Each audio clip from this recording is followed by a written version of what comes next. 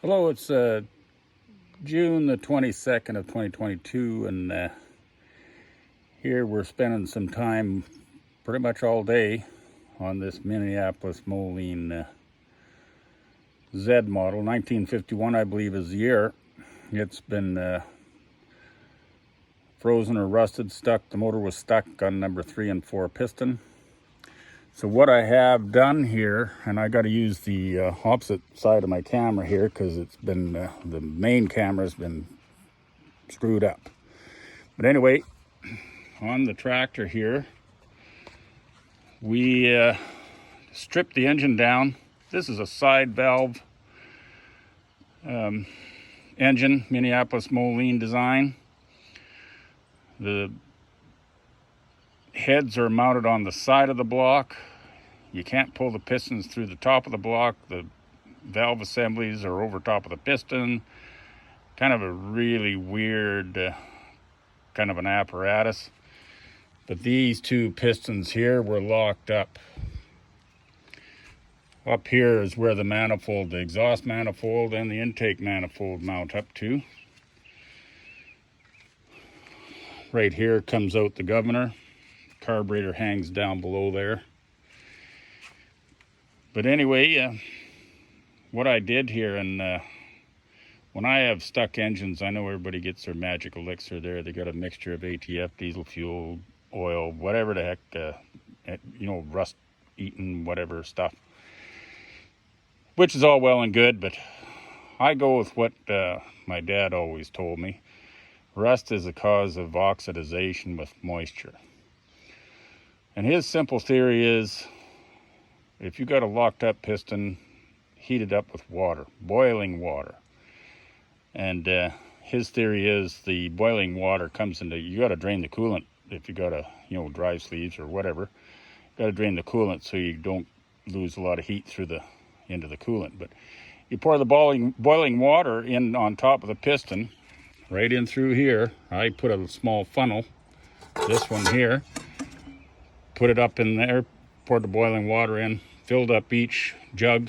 I was lucky that these all 4 pistons were locked in halfway up, halfway down. So they took quite a bit of water. I put it in all 4 of them, knowing that the first 2 here were free and the second 2 were rusted. You could tell because when you open it up, I still haven't buffed up in here with the wire wheel or anything. I'm gonna have to buff that up. You can see some white imagery on there. That's because I sprayed the darn stuff with some lithium grease or whatever all over the darn place. I don't know. Figured that might help it to kind of free up until I get things back together. They're all free. The valves and everything are moving. So anyway, I did fill them up with hot boiling water. The theory is that hot water expands the sleeve first and just sits on top of the piston. The piston doesn't really take much heat. It's the sleeve that expands, causes the water to maybe seep in, and it does. Because over on this side, I got the inspection. This is the other part of the crazy looking side valve engine. These here darn connector, these not push rods, but valve rockers there are, well, they're not a foot long, but damn close. But anyway, so they, when you pour the water in there, I could see on these first 2, the water was actually dripping down into the pan. I drained the oil out of here. What's in there now is a combination of a little bit of oil and mostly water. And I could see this number 3 had started to drip, but not number 4. Because it started to drip, told me that, water's passing through. And so I just started to work on turning the engine over. I put a pipe wrench on this pulley shaft, marred it up a little bit. I'll have to file it off, but I don't have a pulley on it, so I don't know. I know it's there's witness marks on it now, but we'll file it off if we have to use it. But I just put a pipe wrench on there and engaged the clutch and put some weight on that pipe wrench. Actually, I pulled it down with a strap, but put weight on it, and then just took a piece of hardwood in through this way. Not much room there, but I put hardwood in there and just tapped it down on number 3 or 4 piston.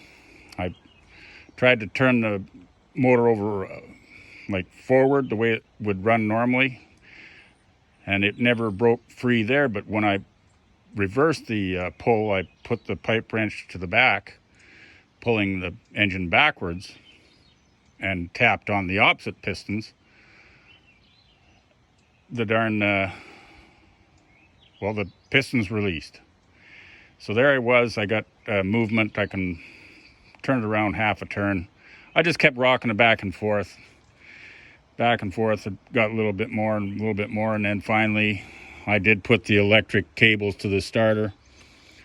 Starter engaged, turned the engine over pretty freely. I'm not going to pull it apart any further than what I got. I know I should actually, just to clean up those pistons and whatnot really good, but my plan for this tractor is I'll probably dismantle it here in future and blast and paint and do a good job on it. I just wanted to get it back so as it is running and able to maneuver around. But anyway, that's what we are up to this afternoon. We got it all done. The tractor is free, and we'll just have a couple of drinks and a pork chop. Supper time. We'll catch up to you later.